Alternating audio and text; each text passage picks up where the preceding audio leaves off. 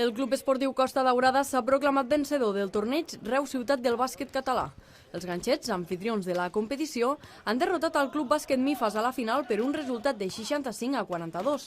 L'esdeveniment ha tingut lloc al pavelló olímpic de Reus i ha comptat amb la participació de 4 equips. Tot i que 2 d'ells són conjunts de divisió nacional de bàsquet amb cadira de rodes, el Costa Daurada, que juga en una categoria inferior, ha acabat imposant-se en tots els partits disputats.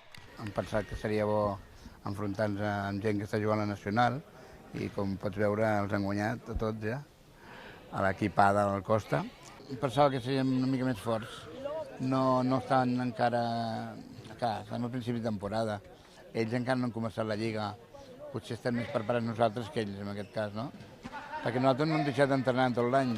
Un torneig que forma part del calendari de Reus Ciutat del bàsquet català 2019 i que serveix per donar a conèixer a la ciutadania un esport encara desconegut. Des de la Majoria d'Esports hem de fomentar tot tipus d'esport i més amb gent que té una discapacitat que necessita una mica més l'ajuda de tots, no? Perquè els desplaçaments són més cars, els és més complicat a ells moure's i nosaltres els hem d'ajudar amb tot el que puguem.